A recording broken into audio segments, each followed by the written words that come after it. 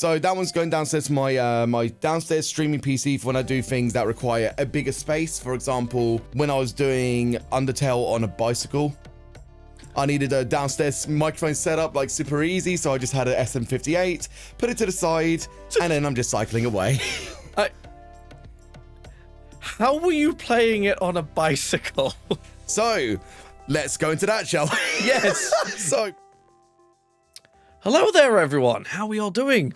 Happy Wednesday. It is Wednesday, isn't it? I'm tending to lose track of the days of the week at the moment.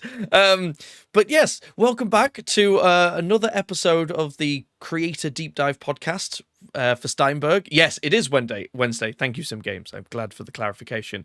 But yeah, we've got a fantastic guest for you today.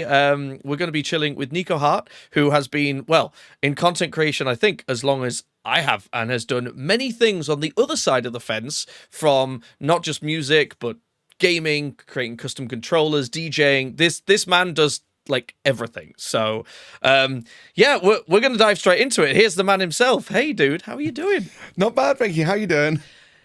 Tired, but Yeah, oh my god, that's a mood. That's a real mood.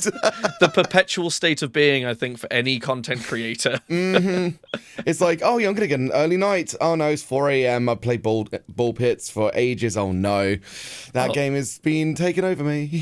For me, it's Dune Awakening again. It's Oh yeah, of course. Like I saw you went live. What was it like?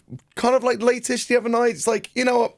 Why don't we do a late night stream? I'm just like, oh, I was doing this, isn't it? Oh yeah, you're gonna be there for a while. It's like, oh, I've got a 2 a.m. Business meeting. Why don't I just play some Dune until 2 a.m.? Why not? Such is the life of a gamer and a content creator. I love it. I love it. Yeah, indeed. Right, okay, so for everyone who... I know we have a lot of your crew in the chat, but for anybody who hasn't met you, give us the lowdown on Niko. Sure. Okay. Well, where do I begin and where do I start? So, I started myself content creating back in about October 2018.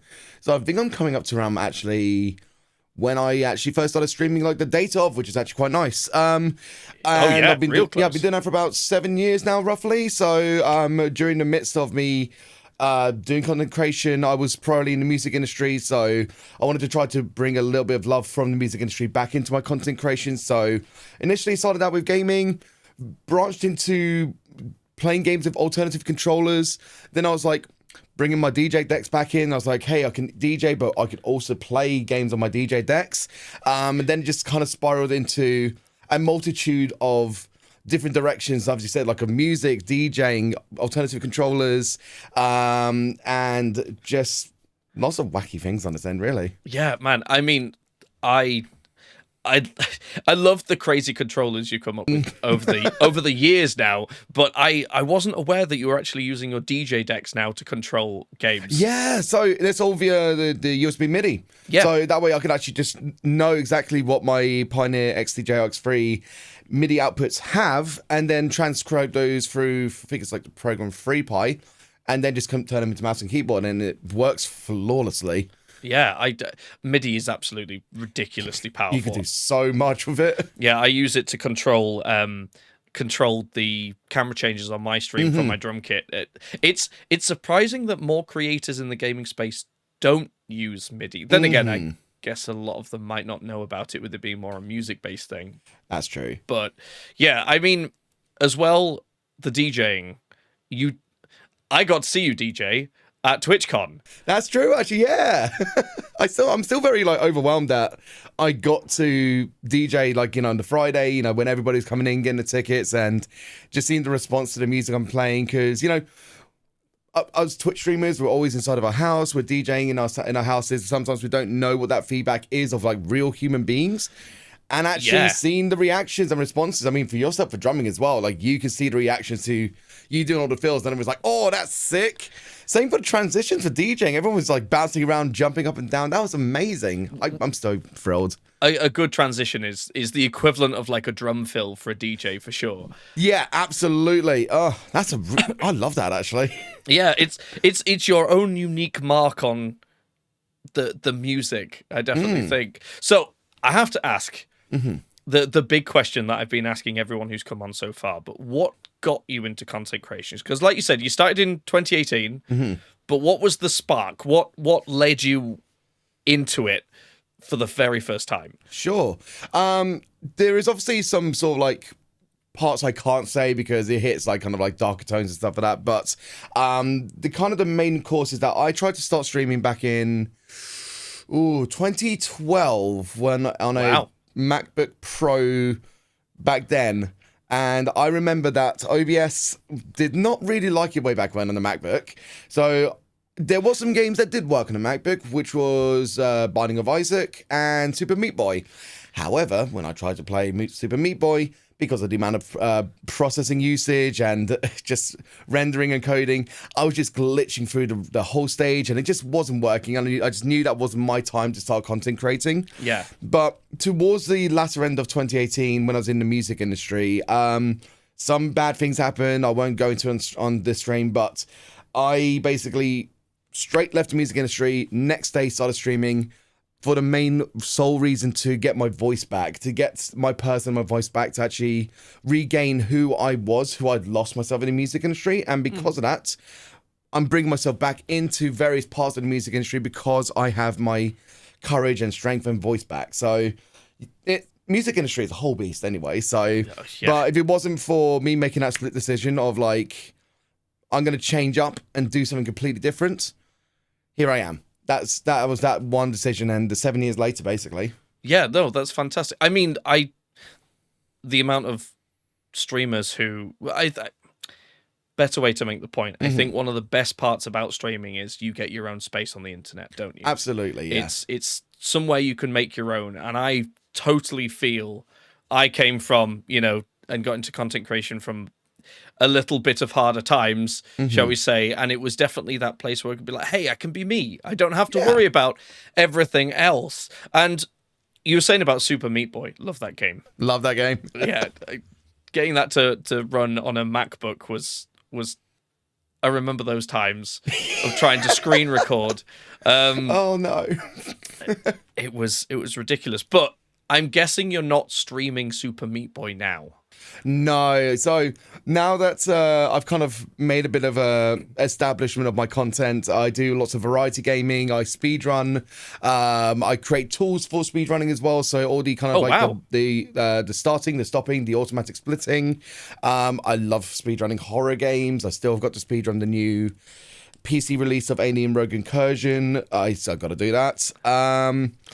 And again, the showcasing of like the weird controllers I'm doing as well, like that is a big key against like the speedrunning and the variety content. So that way I can show different games in a variety of different ways, and it's not just a static gameplay, basically. Yeah, of course. With the speedrunning is something I've always admired. There's a lot of work that goes into it. There really is. What's your favorite game to speedrun? Alien Isolation, hands down. How do you... Okay, I can speedrun that game in like 10 minutes if I want to. That's insane. How do you go about learning that? So for Alien Isolation, that is already quite a game that has been established with tutorials and a lot of different strat videos to show you how to do that. It's just repetition, learning, patience, practice, and just keep on going and going until you feel comfortable enough to be able to just go fast, and that's it. When it comes to like brand new games that don't have speedrun tutorials or anything like that, it's you like deep diving into a game and figuring out all of the like tricks that you could potentially pull off, like different strategies that somebody else may not have found, and you can incorporate it into a run.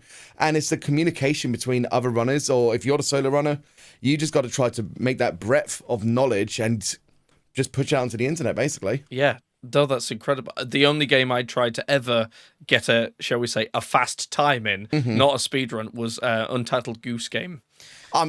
That's amazing, though. That's a great game. I learned a trick to go through a wall backwards, which felt very, very Mario 64. Yeah, of it. Backwards long jumps, yeah.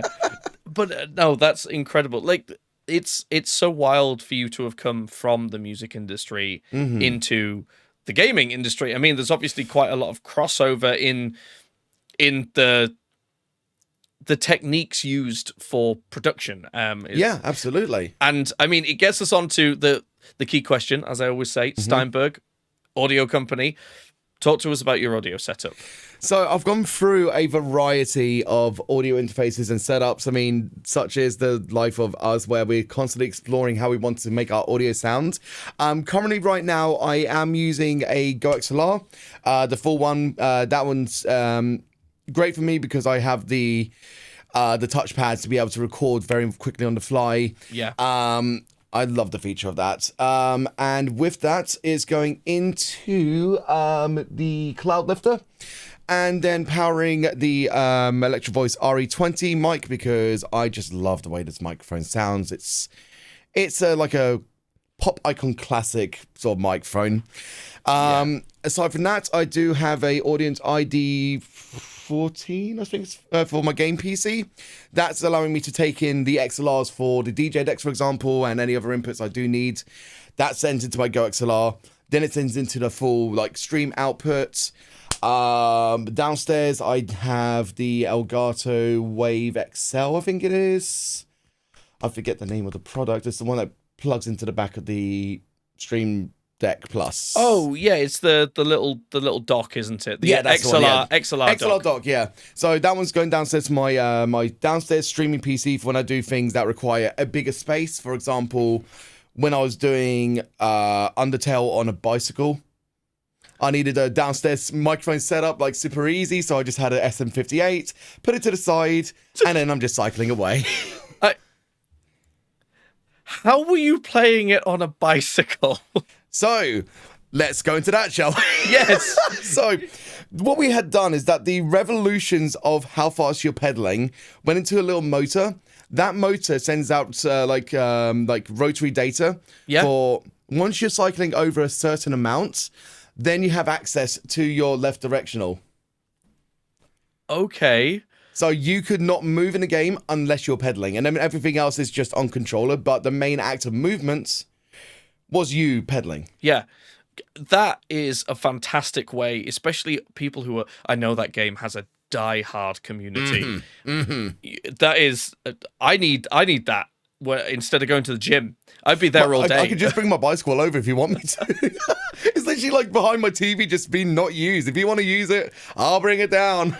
It's man, it's again such a cool thing, and this is what I absolutely love about the world of content creation in general. Is everyone seems to find either their own niche or their own way of creating something incredibly unique to stand out. And I mean that is phenomenal. And when it... Do you want to know what's...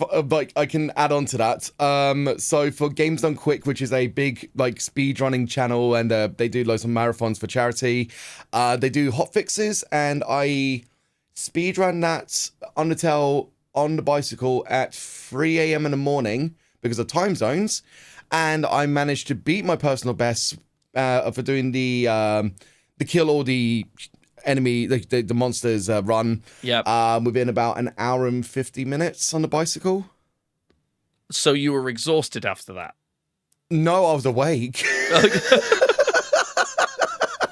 I think my legs would have fallen off after 2 hours of cycling. Is it a slow cycle, or are you constantly changing speed? I'd love to do it in the sense of changing speeds. We did not get that at that point, but it was a very sort of a casual cycle. But you are continuously doing it, basically, but there is a chance that you can keep on stopping, you keep on starting, so, it wasn't straight continuous. Yeah, no, not at all. That's fascinating. I have to ask then, when it comes down to choosing a game and creating a controller, because you've created quite a few controllers. Obviously, we've touched on the bicycle, but you've had other ones where I've seen you've got, cameras rigged up and things. I think you're talking about the one for Baby Steps recently, right? I think so, yes. So that one was using the front iPhone camera. That was and we were able to track our body by using a kind of a VTuber application called Self-Reflect to control the legs in the game with our legs. That's fantastic. And Devolver loved me enough that they brought me over to BCN Game Fest in Barcelona to show it off to the public. So that controller worked out very nicely. Yeah. That's just amazing. And when it comes to you showcasing this stuff, do you build these on stream, or do you purely build them off stream? We do them off stream, mainly because like there is a lot of testing that needs a lot of work. There's a lot of the back end coding that's, if something messes up on stream, we don't want to be pressured by everybody watching us trying to figure out how to code it, and then it just in the piece of like the fragility of like the pressure, we want to be in our peace zone basically. And we can still do a lot of things. I think I remember what you're talking about, the camera stuff. The DSLR camera as the controller. Yes, okay. So that one took 6 months to make because, and I know that quite a lot of like the older audio interfaces and like a lot of a lot of the older like audio side of things would use this language as well, and that is C coding language. Canon's firmware is in C. So we had to learn how to use to code the C to reverse engineer the firmware so it can allow us to do a lot of things. That just took a lot of time. Yeah. So the dedication there is incredible, man. I mean, the cool thing about that is that we could actually take a photo on the camera and then still do the action in the game. So my library of photos just was exponential. I bet you got some really, really weird looking ones as you Yeah, because my lens that I was using was actually broken, so I had to adjust the the timing. And if I did like any kind of movements, everything would just be blurred, but it would look like a cool blur. Yeah, it's fine. It's amazing. Truly, this is going to be something that I feel as I go through these episodes. There's so many ways that people like express themselves through their content creation, and when it comes to your content. Is there a particular, because obviously we talked about the DJing, the controllers, just general variety gaming. Is there something that you have that is your favorite? It's a very hard one. Okay. Are we talking specifically a game or controller or just a content? I would say sort of like a content or something you've done. You might have only done it once, but what stands out to you as being like, that was really special? Ooh, man, I'm gonna have to go through the mental backlogs of what I've done in my life. I think one of the funniest if we could talk about a funny thing, for example, and it does touch into a controller and it does touch into audio as well. I do have it on me. Here's one I made earlier. Blue Peter moment. I love Otamatone so much. They're amazing. So we were playing Kirby's Dream Golf Course, and we were using a software called Abject Audio Inputs, where the specific frequency that you touch on here is transcribed to an input, and it just sounds like a horrid mess. But you were able to control... Yep. I kind of need to say, I'm going to have to go and find a video of that after this. I'll send you a link later. I wouldn't be able to. That's the thing. I've spent my whole life learning how to use a mouse and keyboard or a controller. I'm awful with a controller, better with a mouse and keyboard. I could not imagine trying to then take that knowledge and apply it to an up and down individual frequency. Don't worry, I was struggling as well. It's fine. Like I think that's kind of like a big unique threshold when it comes to doing all of these like weird controllers, is that you can adapt yourself very quickly into not just a situation of content, but into a different controller scheme straight away. And I think because when I started like doing steering wheel controller speedruns, that I just felt very comfortable that I almost forgot how to use a controller. Oh wow. So you kind of like, you're just constantly adapting, constantly learning, and that you get yourself into that mentality of just, okay, this is the next thing. Where's this button? Where's this button? All right, I'm done. Yeah, so, you're sort of training your brain to adapt fast. Yeah, exactly. Yeah. No, that's fantastic. And I have to ask, again, audio question. When it comes to the Otamatone or using the software that what was it called again? Abject Audio Inputs. Abject Audio Inputs. Going to be looking that one up later. Do you have to capture the audio in a specific way? Does it like have to be really clean? Is it using a microphone? What were you using? So if I recall correctly, because we actually had to take the 3.5 from the line out so that I can go into the PC so that the software could recognize it in the first place, it still needed to be at a louder like volume so that it can get the perfect like clean signal.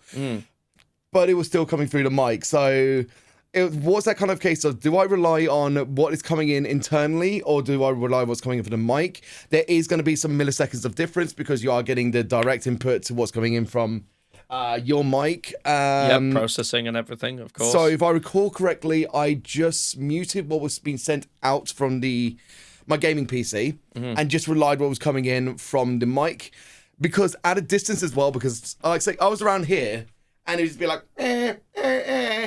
yeah, it just made it funnier. So I think like even with the like, you know, trying to figure out what is good, actually kind of like making it a tiny bit like more dulled was kind of funnier. Yeah, no, it was just because obviously it was relying on frequencies. I didn't know whether there was some very specific capture method that you had to put up. I totally forgot that they have the 3.5 mil, especially the larger ones, the output, which makes perfect sense because it's direct. You're not having to worry about any transmission through the air. Like you say as well, if your microphone's got processing on it, that could affect it. Yeah. I'm trying to remember if I did a straight 3.5 to 3.5 millimeter or if it was 3.5 to quarter inch. I think because the software in question might have been very needy on what like input was being used. Like, was it like it's not ASIO, it's the other ones like WDM or the other kind of side of things, and it just doesn't know what to use. So I can't remember exactly what I did, but I know that I was having a little bit of a stress with that at one point. So that's an interesting one as well, because obviously WDM is significantly slower than ASIO, and yeah, I'd wondered whether your interface would have played a part in that. Like you say as well, one of the big things in games is fast response. Yep. And you've got a significant level of transmission there to get to an input to the game. That's fascinating, like truly fascinating. So when it comes to like content creation over the next couple of years, do you see yourself still doing this sort of stuff, or with the DJing, and obviously you're playing at TwitchCon, etc., are you going to move in that direction, or what's the plan really? I know that I've been trying to keep more consistent on doing weekly DJing because, like, you know, Friday sessions, everyone's just got off work. People need some music release. So I am trying to keep on the Friday sessions. In the sense of, like, all the other, like, content I do on the main channel, I think I want to figure out what's the next big thing that I can do that is, if it's Wacky Controller, if it's something else, or just something else that can be the next, like, evolution of my content, because we can have like these kind of stagnant moments where we're doing the same thing, or like, you know, we don't really know what is next to come, or we've used the same controller and we just haven't kind of moved on. I'm waiting to find the next major thing, but I'm sure a spark will happen at some point. I'm sure I'll figure out something that will be dramatically cool. But, you know, I'm biding my time up until that moment. I'm on the cruise line right now. No, that's fair. Content creation can be a constant slog at some points. If you're in slog that... or S-log. Anyway. That was the nerdiest joke. Yep. Look, we're both camera guys as well. We get it. It's fine. I'm sure somebody else in the chat went, I get that. Sorry, that was absolutely fantastic, and my type of niche joke. I'm going to clip that for later. Be like, anyone who comes on the podcast after this, it's you must tell a nerdier joke than Nikohart. Good. Yeah, the bar has been set. That's amazing. So obviously, when you're progressing through content creation, and you've gone through like the realms of putting things on different platforms. Now, we spoke about you streaming on Twitch, but is there anything you've enjoyed doing on other platforms? Because we've the last couple of people that we've had on here, so we had Tyler, and then we have Enterprise. Now, Tyler comes from a history of YouTube, and Enterprise comes from Twitch, and then has heavily invested in TikTok. Like, what for you? What's your content strategy? This is because I want this to be an educational thing for people learning. Of course. That's a good question. And what is a strategy? So It's also okay not to have one. I definitely yeah, exactly. don't. I mean, that's kind of like what I'm kind of getting at. Actually, is like I don't really have a major strategy at the moment. I'm very, you know, if something happens, I'm gonna do it in that day. For example, yesterday I was playing a game called Mega Bonk, and then Vampire Survivors released the Bellatrix crossover. I sacked everything off because Vampire Survivors and Bellatrix. So my content kind of just like spirals into its own accord of like, hey, if this is a thing that's happening, this is the thing that's happening. I obviously do dedicated sort of stuff. So when it comes to different short forms, I do prioritize on trying to make those short forms and make it to like the best I can in my capacity. So I just did one recently for Jurassic World Evolution 3 in which Nice. I superimposed myself in the game after capturing like very specific kind of footages, cosplaying, dress up, a Niko family. I wore a blonde wig for the first time in my life. So little things like that, like little kind of like silly, funny, quirky sort of like skits or like product reveals and stuff like that. So just, you know, what I'm feeling in the moment, sometimes that's just like a nice little short form that you can do. Like sometimes we got things on our minds, we got to share it to a platform and an audience. If it's not going to be a 4-hour or 5-hour stream, it could be a 10-second TikTok, for example. So there's just a lot that you can do. Is And TikTok your preferred short I form feel like platform? yes, because even though like algorithms are a thing for many different short form platforms, like Yeah. sometimes TikToks do hit a little bit better. Instagram, like if it hits, it really hits, but you know, you can get a lot more sort of like immediate attention on TikTok than I think than you can do with say Instagram Reels, for example. Yeah, they definitely take a while to build up to. Instagram pages are more of an investment, I feel. Yeah. Like a YouTube channel is, rather than TikTok, which can be quite. It's got a lot of peaks and troughs, doesn't it? Yeah. TikTok creation. And when it comes to creating, is it all stuff you dedicatedly make for shorts, or do you go and clip things from your stream? Yeah, no, I clip things from streams sometimes. Like if I know that there's a really, really funny moment or a really good reaction, that's a clip, that's on a short form. Sometimes I actually did recently where I used Twitch's and internal tools to export to TikTok, and you know what? Did right for like, you know, some of the views. I was like, you know what? Twitch actually did a good thing there. So, I mean, you can go to the extra efforts of like, you know, bringing it into your video editing software, like maybe doing zoom effects and stuff like that. But sometimes, like, I think it's been a lot more recently where you can put a lot of effort into one thing and sometimes it doesn't hit. But sometimes if you just throw a clip, it can land more because it's a little bit lesser effort. I mean, that's very much like, you know, that's very wavy, wacky. Like, if it works, if it doesn't work, like the algorithms, you know, you can put a lot of effort into things, and sometimes it will hit, sometimes it won't hit. That's just content creation in general, anyway. Yeah, I mean, I really feel that I've posted some things which I put a lot of effort into, and they've had about 400 views, and then I chatted to my phone in the lowest quality setting ever, and it had hundreds of thousands. So it's fickle world. But when it comes to content creation and sort of going forward, is there anything that you yourself would offer as advice for other people? Ooh, good question. Like Nikohart's, you know, top tips. Let me just get the word out and put in Comic Sans and Rainbow, okay? Immediately 1 million viewers. Like,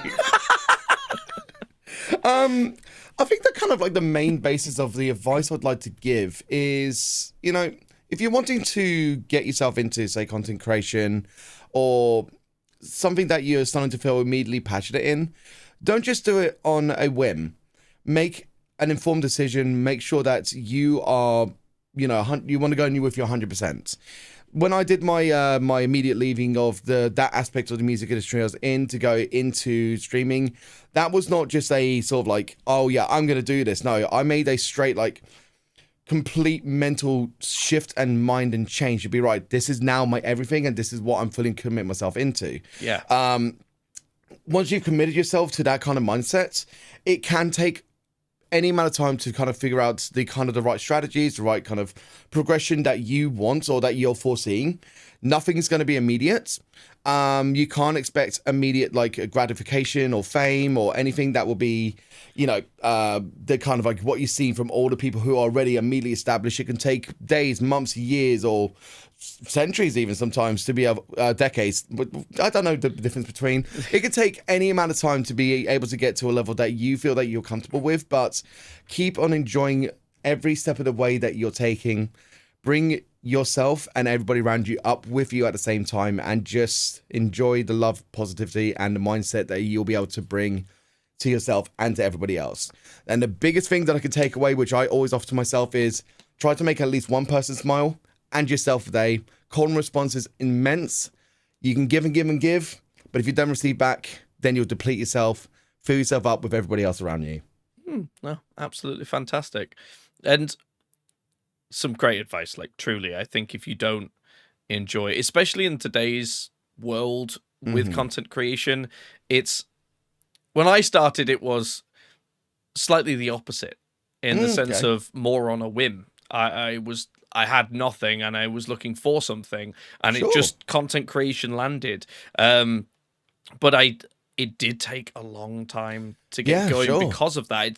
Having a concerted and set sort of like plan, like you say, applying yourself 100%. If I'd have done that, it probably would have been successful a lot earlier, for sure. That can happen as well. Like, again, content creation, mindsets, when things happen, it can change very quickly.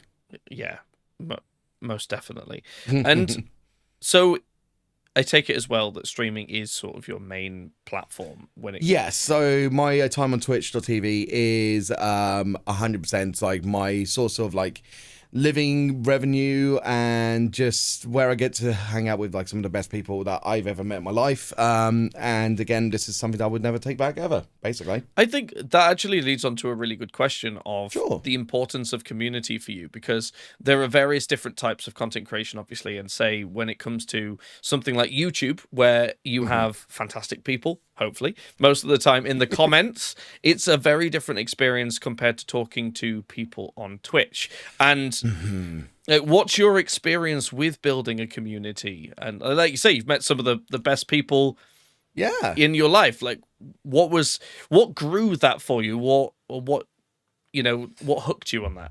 It's the fact that it's live. Like, as much as I do love like YouTube and like, making sort of like dedicated content in YouTube, it's the weight of knowing if you've done something right or wrong. Being live in a moment for being on Twitch with your community in Discord, you're getting that immediate response from people. You're getting to know their, albeit via just text, their emotions and how they're feeling, and just like, being able to just like associates that kind of like, hey, I'm there with you. Oh, you're there with me as well.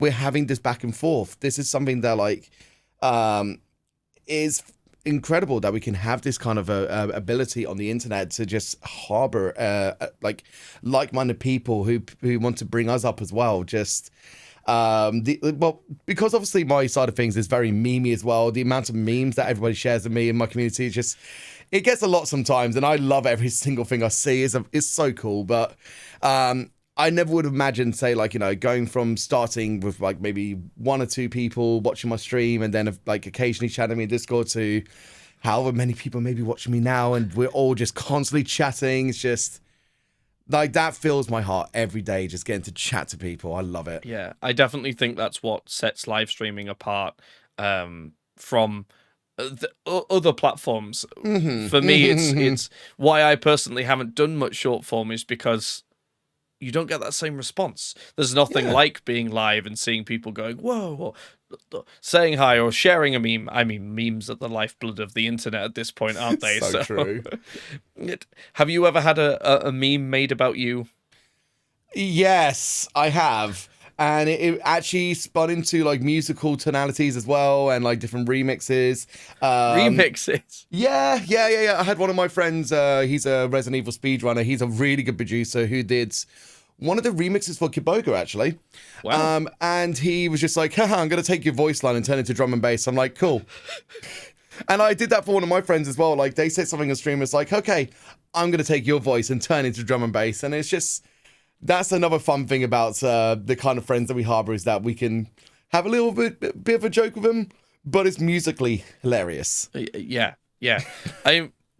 Oh, that's fantastic. You're gonna have to send me those remixes. I don't. You might be like, that doesn't fly now, but anyway, sure. Have you seen the curry goat rice and peas guy? Don't get me started. I was literally talking about it earlier on today. Literally, I can't remember whose stream it was in, but they literally came up to me and asked me the exact same question. I was like, you know me too well.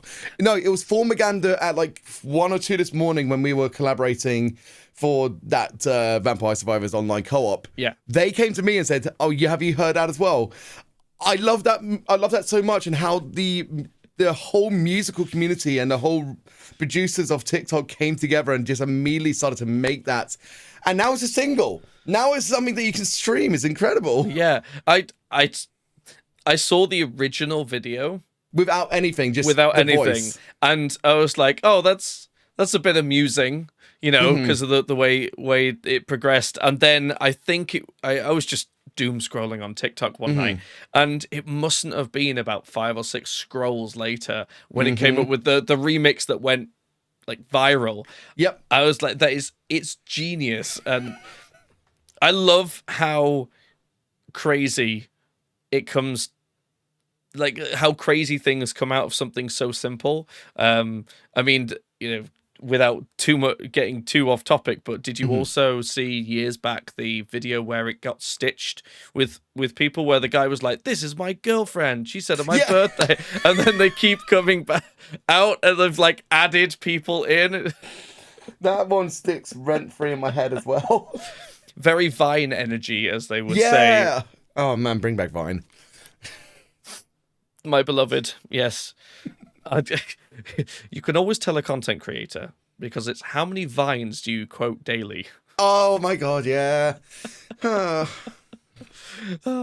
But anyway, back on track. So I obviously had sort of asked you earlier about like your favorite game, but one of the things I love hearing is people's story about their favorite moment in content creation. Ooh, okay. Be it a big raid, be it DJing at TwitchCon. Is there something that stuck out to you, and why did it stick out throughout your, like, since 2018? You know what? That I've actually got one memory that I can vividly remember, because it was when I was like doing it was when I was doing Cuphead on a steering wheel, like way back when, and as you do. Yeah, of course.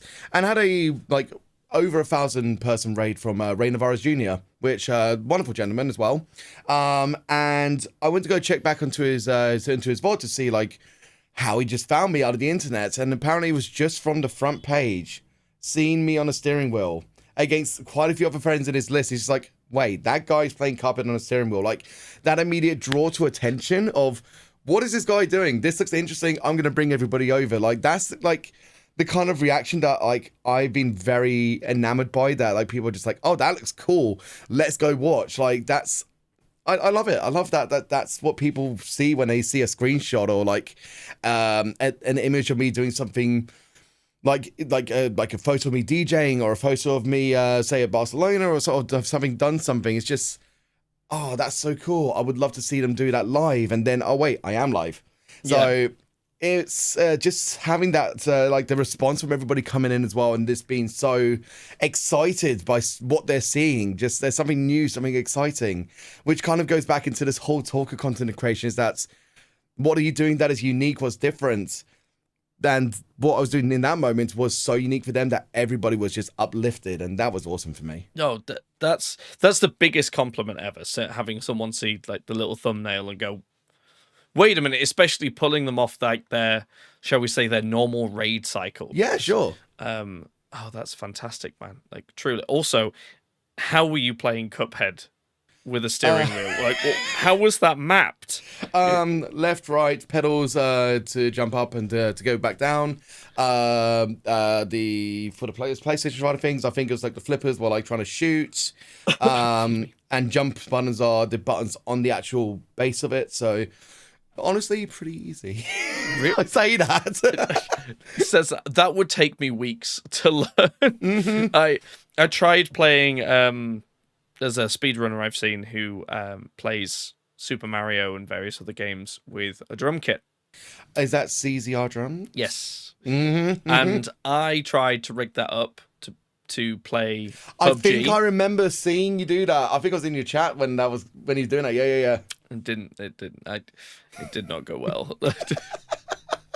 I don't think I managed to do even one takedown during a game. It was just, spawn in, dead. Spawn in, dead. And that kind of goes back to what we were saying earlier on, is that it takes a lot of practice and a lot of sort of like offline learning. Man. Yeah. The amount of time that you're putting into the content externally. I mean, from my point of view, I would say I have quite an easy content, which is I sit down, someone gives me a song, I play it on the drums. So there's not really much preparation needed. But the amount of time that you've spent just to create a controller to then stream, like you say, the 6 months build up to the one with the DSLR with having to learn a new coding language. Yeah, I do not like C anymore. I don't think anybody really does. Anyway, but that goes back into you as well, because like you've spent so long to try to make your whole setup, your audio sound great for your drums, for example, and trying to get the fine balance of how the drums go against the sound of the music, and the lighting and how all the tech and interaction happens. Like that is a lot of offline work as well. So it's not just the fact of like me trying to try to learn a new controller and stuff for that. There's so many different tricks of the trade that all of us try to do to create that awesome final product, really. Yeah, no, definitely. So I think sort of the last big question before we go into and get some questions from the chat. If anybody has any, get ready to line those up. But what is your goal going forward? Like, obviously we talked about sort of your content going forward, but is there a like the summit of Mount Everest of content for you? Where would you like to be or be within maybe like the next year or two? Next year or two, I would like to try to find a new residence of living, like somewhere that I can have more room to do more content creation, because I am a little bit cramped at the moment, which is understandable. And if I do end up getting that new breadth of life in a new space, a new mental space and stuff like that, then to kind of find the next form to just keep on pushing and keep on climbing from where I am. If we're talking maybe statistically, try to get into the statistically static into the 100 ranges pluses, like that would be a lovely goal. Yeah, of course. I try not to chase numbers too much because anyway, that's another topic for another day. I don't know, just like have a dog in the new house. That's the main one. And then dog content. Hooray. Dog content. A standard, absolutely well-received version of content anywhere in the world. I mean, we've seen quite a few of our peers recently, like their dogs have been killing on TikTok. So, yeah, I'm trying to remember the exact person's name, but I know that they recently got like 700,000 followers on TikTok from just their dog stuff. It's kind of wild. Need when to you think start about posting my dog. He's great. I'm sure he'd be like, right, Banjo, go. And just see what happens every time we say go. That's content. Easy. Yeah.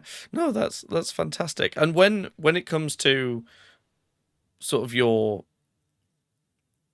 as you say, you're not chasing numbers, which that is a very long conversation we could get into. That's I think it applies to absolutely anyone coming into content creation. But with your content, do you want to carry on doing like the controllers or anything, like you said, you've gone into the DJ? Is there something new that you've wanted to try and you haven't yet?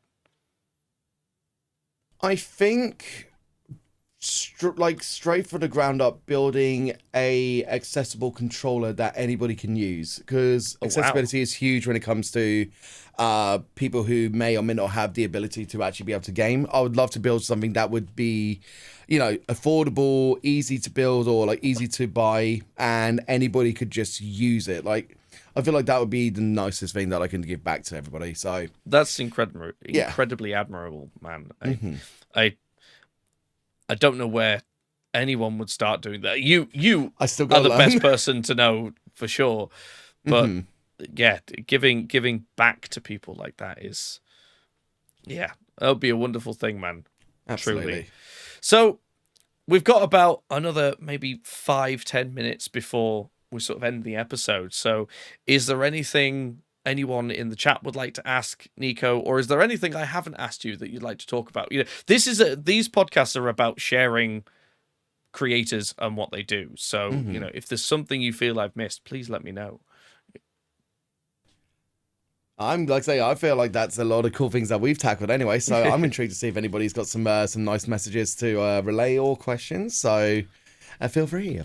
Yeah, we'll wait. But while anybody does sort of pull up some questions, when it comes to events and things, have you ever thought about taking your controllers to events, or have you? I did recently, actually. Yeah. Oh, okay. So, I did mention earlier on about the Barcelona sort of side of things. So, of course you did. Yep. Yeah. So my apologies. It was no. You're fine. It was the case of taking that baby steps, body tracking controller, and also, they had asked me to build a skateboard controller for Skate Story, which is a really cool looking game that's coming out in December.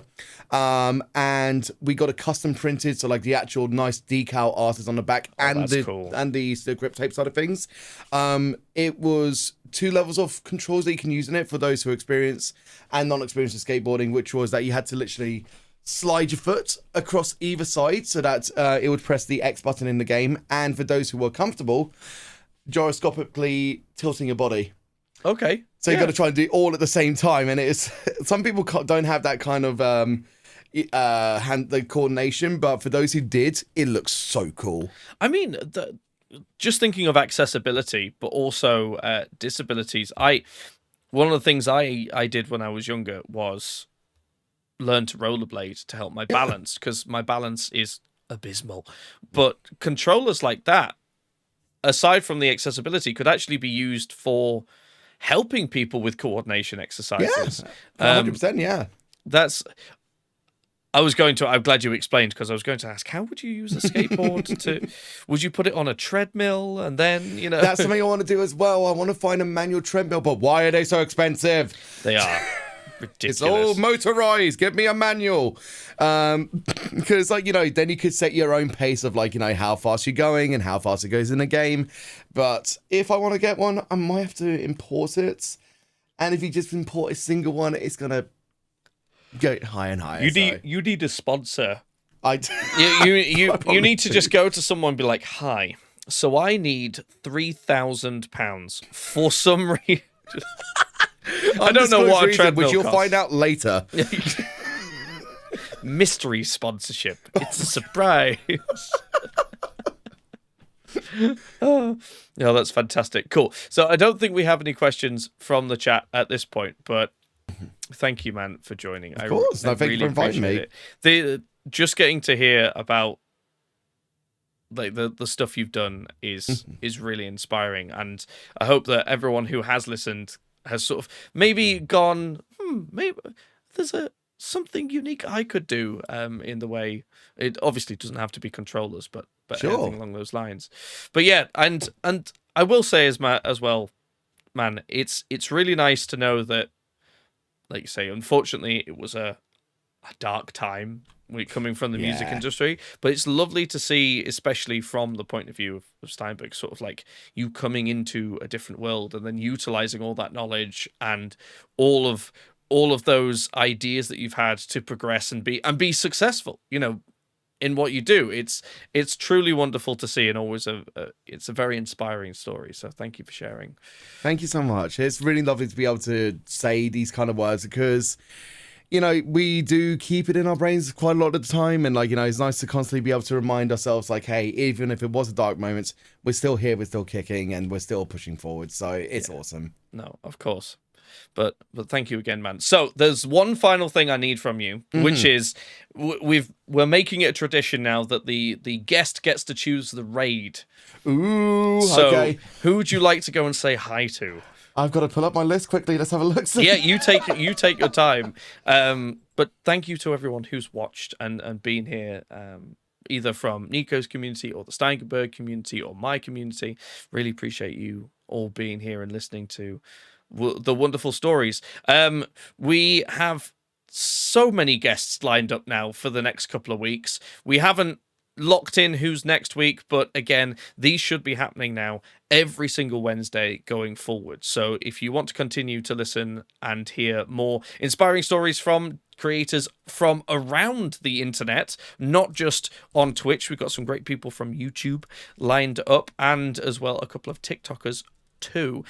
I'm hoping that we can get a great varied balance of the view of content creation. The other final thing that I will say is, if you have not checked out yet Steinberg's new software MixKey, which we presented at TwitchCon, which was fantastic to see so many people and talk about it, you can go and download that right now from the Steinberg website, which I apparently have just tried to do my command that I'd set up in Twitch, but apparently Stream Elements isn't liking it. So there we go. You can follow that link and download MixKey and have a check out of it. It will help with a lot of audio related stuff, and it's free. But yes, so who are we rating? Check that out after stream. Absolutely. It's really cool, man, and it's Okay. it's in beta at the moment, but it's. I know things that obviously I'm not allowed to share, but yeah, it's going to be great. Okay, who are we rating? Right. I have decided that we're going to be rating TaintedTall. They're doing a collaboration with Ashma with Little Nightmares 3. Oh yes, that came out, didn't it? Could you copy and paste them? You already it's in have. your DM already. You, sir, are a gentleman and a scholar. Right, there we go. That is fired off. Little Nightmares 3. My wife, Nos, just finished playing Little Nightmares 2, and she was very much looking forward to the next one, so it's going to be cool to see some gameplay. It is co-op as well, so you can play with them. Oh, even better. Yeah, easy. Were the first two co-op? No. Just this one is co-op, so yeah. Yeah, I thought that the second one would have been, seeing as there's two characters in it, but it's nice to know they've brought that round. But yeah, again, man, thank you so much for joining us. Everyone, please go and follow Nikohart. You can use the exact name that is on screen underneath him. It's just twitch.tv/Nikohart. Go and see his ridiculously awesome controllers, DJing and everything live for yourself. You will not be disappointed. But yeah, until next Wednesday, everyone, thank you so much for joining us, and we'll see you next time. Yeah.